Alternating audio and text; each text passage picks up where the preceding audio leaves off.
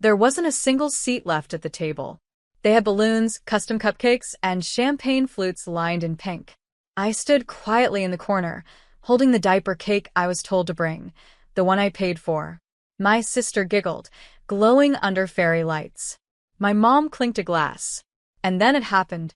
She raised her drink and said with a grin, "To our princess and her new home." Everyone clapped. I didn't. Because that new home? It was my apartment. The one I'd renovated. Furnished. Lived in. My dad stood up and pulled out a glossy folder, like this was a magic trick. A deed. Signed. Stamped. Transferred. My hands went cold. My throat dried. I looked around the room. No one looked confused. Just me. No one said, "Wait, isn't that hers?" They smiled like nothing was wrong. Like it wasn't betrayal, just another announcement. My sister beamed. "I can't believe you guys did this for me." And my mom winked. "Your sister's been doing well. She can afford to share." Share? I opened my mouth, then closed it. There are moments when rage burns too hot to scream. When humiliation is so deep, it wraps around your spine and squeezes. So I smiled, set the diaper cake on the table, and left. I didn't slam the door, didn't make a scene, but I did start counting. Not minutes, not hours, appliances. Because if they thought they could gift wrap my life and call it love, they forgot who wired the walls, who bolted in the shelves, who installed every ceiling fan. By 6 a.m. the next morning, everything was gone. Fridge. Oven. Faucets. Handles. Even the damn light switch covers. At 6:41 a.m., my sister texted me. "Is this a joke?" I replied, "Not yet." They thought I'd disappear quietly, but I was just getting started. Because they didn't just steal an apartment. They stole from a woman who builds her own kingdom and doesn't need permission to tear it down. And by the time I'm done, they'll wish they'd never uncorked that champagne. The locksmith arrived at 7:15 a.m. By 7:30, the front door had a new handle, coded, sealed, and owned by me again. Inside, the place looked like a stripped skeleton. I took the couch, the bar stools, even the toilet paper holder from the guest bath. Because I bought it all. Every hinge, every faucet, every shelf, installed by me, paid by me. They didn't inherit a home. They inherited a floor plan. By 9 a.m., my phone lit up like wildfire. First my dad. "This is extreme. Be reasonable." Then my mom. "We didn't think you'd mind. It's family." Then my sister. "You're ruining my baby's shower week." I didn't answer. They didn't deserve answers. They deserved consequences. Because while they were playing house with my life, I was quietly building something far more powerful than rooms and walls. Documentation. Bank statements. Receipts. Rental history in my name. Transfer of ownership forged under pressure and lies. All conveniently time-stamped. And tucked neatly into a digital folder labeled Emergency Fire. At noon, my parents showed up at the apartment. Or what was left of it. My mom gasped when she stepped inside. "Where is everything?" she shrieked. I tilted my head. "You mean my things?" My dad's tone hardened. "We can fix this if you calm down." That's when I finally laughed. Calm? I was ice. Glacier calm. And glaciers move slowly, but when they do, they crush everything in their path. "You forged a gift," I said. "Now you're getting the return policy." They followed me outside, still talking, bargaining. But I was already in the truck, halfway down the street before their words caught up to me. This wasn't a tantrum. It was a transfer of power. And I was just beginning to turn off the lights, one switch at a time. Because the difference between giving something and stealing it is that when you steal from a builder, you forget they know exactly how to dismantle it. By Monday, I was already 3 steps ahead. I filed a formal dispute on the deed transfer. Forged signature. False statements. My lawyer friend, Jordan, took one look and said, "They're not just unethical, they're sloppy." Sloppy enough to put the wrong middle initial on the documents. Sloppy enough to backdate without realizing I had GPS receipts proving I was out of state the entire day they claimed. I signed it. By Tuesday, a temporary injunction froze the deed. The apartment was now officially in limbo, just like their lies. That night, I posted a polite, simple message in the family group chat. If you're living in the apartment after Thursday, you'll be trespassing. My sister replied instantly. You're blowing this out of proportion. I'm pregnant. I stared at her message, emotionless. Funny how suddenly her pregnancy became a shield. It wasn't a concern when she accepted stolen property with fake smiles and fake gratitude. It wasn't a concern when she laughed under those string lights, drinking sparkling cider in my kitchen. At midnight, I sent one more text, this time just to her.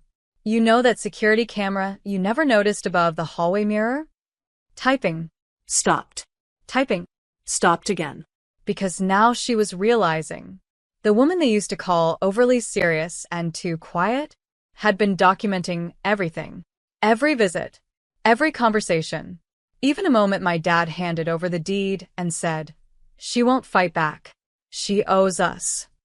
The camera caught it. Clear as glass. And now? So did the court. Wednesday morning, my parents called. Not to apologize. To beg. Please. This will ruin us, my mother whispered. We could lose the church board seat. The neighborhood committee. Ah. So that's what mattered. Not the betrayal. Not the theft. Just the reputation. I hung up. No reply. No mercy. Because I wasn't coming for revenge. I was coming for truth. And when truth walks in wearing silence, it doesn't scream. It just points and watches everything collapse around the guilty. On Thursday morning, movers arrived. Not for me, for them. 3 uniformed workers stepped inside the apartment at 9 a.m. with a court-approved eviction notice in hand. My sister cried. My mom cursed. My dad paced like he still had options. He didn't. Every lie they told was now dust. Every smug grin from that baby shower dissolved into panic. My sister screamed, "You can't do this. I'm pregnant." I looked her dead in the eye. You weren't pregnant when you signed my name without consent. They didn't even deny it anymore. Just begged. I stood still in the hallway, arms crossed, watching the workers tape up boxes, clothes, trinkets, a half-built crib. My dad tried to whisper something, maybe plead. I held up a hand. Don't. He paused. We raised you. I nodded. Exactly. You raised me. You taught me how to be quiet when hurt, how to disappear when dismissed. I leaned closer. You just never thought I'd learn how to use that silence. They were given 90 minutes to vacate. I stood outside while the neighbors peeked through blinds, curiosity in their eyes. It wasn't a spectacle. It was a reckoning. At 10:57 a.m., my sister walked past me carrying a diaper bag and nothing else. Her voice cracked. I hope you're happy. I didn't answer. Because it was never about being happy. It was about finally being heard without having to raise my voice. By 11 a.m., the locks were changed again. Not by me. By court order. I stood in the doorway, staring at the shell of a home I once built with dreams, not knowing the people I loved would rob me blind. But this time, there was no shame. Just clarity. They took my home. So I took their illusion. And when the world saw them for what they really were, not victims, not a happy family, just thieves in matching holiday sweaters, that's when I knew they were never losing a home. They were just finally losing access to me. That line kept echoing. I hope you're happy. Like happiness was ever the point. Like they hadn't stood in a room full of cake and cameras, celebrating the theft of my life like it was confetti-worthy. But since they wanted to talk about hope, I hoped the motel pillows were flat. I hoped the mini fridge rattled all night. And I hoped every time my sister opened an empty kitchen drawer, she remembered exactly who used to stock it with groceries she never paid for. By Friday, the group chat was quiet. No baby updates. No mom's good morning memes. Just silence. Then Saturday morning, a knock. I watched from the peephole. My mom stood there, holding a grocery bag. Something told me it wasn't food. I opened the door halfway. She didn't meet my eyes. I just want to talk, she said softly. Not about the apartment. About you. She sat on the edge of the couch, fingers tracing the fabric like it might forgive her. She said she missed me, that things got out of hand, that my sister didn't know better, that it was my father's idea, that she just went along. I'm not asking to move back in, she whispered. I'm asking for a second chance. I sat across from her. You know what second chances require? I said calmly, the first one being respected. She flinched. I stood up. Let me show you something. I walked her to the utility closet and opened the door. Inside, every receipt, every document, every piece of paper tied to the apartment. Organized. Scanned. Sealed. This is how much trust costs, I said. And I paid in full. You tried to bankrupt it. Her eyes welled. But I didn't feel sympathy. Only release. She left without finishing the tea she didn't deserve. And I sat there for a long time afterward, letting the silence fill every inch of me. Because for once, I wasn't the one left standing empty. I was whole. And they were the ones knocking on locked doors, asking for a version of me that no longer existed. By Monday, the whispers started. From church friends. From cousins who only called when someone died. From fake aunts with too much perfume and no loyalty. They didn't know the whole story, but they heard enough to pick sides. She's tearing the family apart. All over an apartment? Her sister's pregnant, for God's sake. I didn't respond, because I'd lived my whole life under that roof of guilt, where obedience was love and silence was survival. But not anymore. Instead, I printed every document, every timeline, made a file labeled for anyone who thinks I'm the villain. I sent it to the family group chat. No caption, no drama, just truth. Receipts of payments, emails showing forged consent, screenshots of my sister bragging to her friend. We're finally getting her place, she'll understand. She didn't mean for me to see that one, but she sent it to the wrong thread. And once the truth was out, the silence became theirs, not mine. By Wednesday, I got a message from Uncle Dave. I'm sorry. I didn't know. If you ever need anything, you let me know. Funny how quickly people apologize when the story's no longer edited by manipulators in matching church outfits. That night, I went to the apartment. Sat on the living room floor, surrounded by boxes and clean air. I decided not to keep it. Too much history soaked into the walls. But before I let it go, I walked through each room. One last time. Not mourning. Documenting. Because I wanted to remember what it looked like to reclaim something stolen without screaming. What it meant to walk through fire without burning down who I am. They said I overreacted. That I was cold. But they forgot. I was always the quiet one. The fixer. The builder. The backbone. Until I stopped letting broken people lean on me like I owed them a place to collapse. And when I finally stood on my own, I didn't raise my voice. I raised the rent on their comfort. Thursday, 6:41 p.m. My sister texted again. Be honest. Did you hire someone to take the washer and dryer? I stared at my phone and smiled. She still didn't get it. I didn't hire anyone. I just reclaimed what I bought. No warning. No guilt. No second guess. That night, I scheduled one last delivery. Not to the apartment. To their new address. The one they were now crashing in temporarily, according to a cousin who couldn't keep secrets. Friday, 8 a.m. A truck pulled into the motel parking lot. Two men in uniforms rolled out a massive box wrapped in black plastic. No return label. No sender. Inside, a full-sized mirror. And, taped to it, a copy of the baby shower group photo.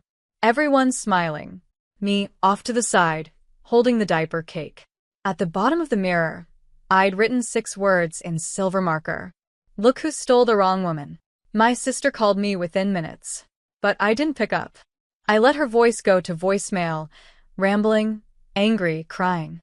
Then she texted, "Are you seriously doing all this because of a deed?" And that's when I knew she still thought this was about property. She still didn't understand this was about identity. Because when you're always the one who gives, They forget you were never built to be stepped on. They forget that you kept the lights on when no one thanked you, that you kept quiet for peace, not weakness. But peace has an expiration date, and mine had been up since the moment they toasted new beginnings with champagne poured over my name. So, I did the one thing they never expected. I walked away. Not with a bang, but with every single piece of power I'd ever handed them, quietly pulled back into my own two hands. And as I watched their drama explode through the family like wildfire, I didn't say a word, because silence, when earned, isn't empty. It's loaded. Calm. And devastating. Just like me.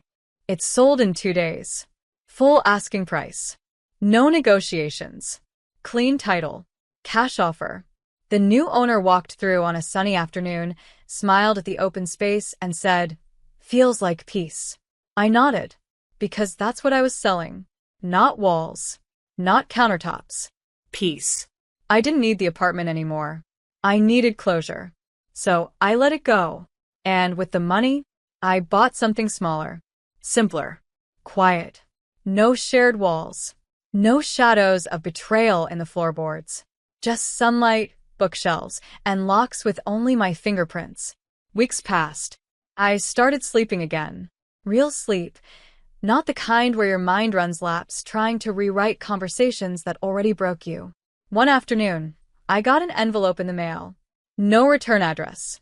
Inside, a crumpled baby shower photo. My sister had circled me in red ink. Below it, 2 words. "You won."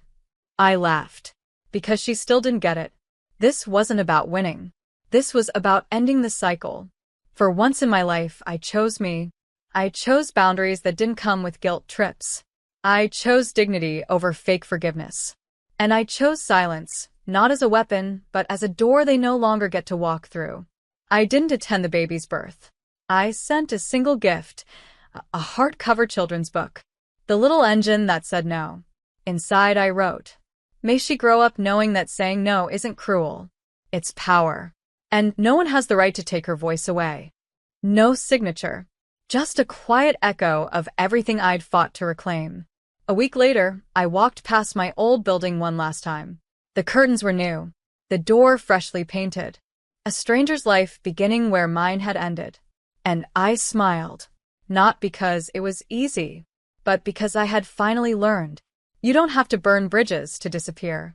You can just stop showing up and let the silence remind them you were the architect all along.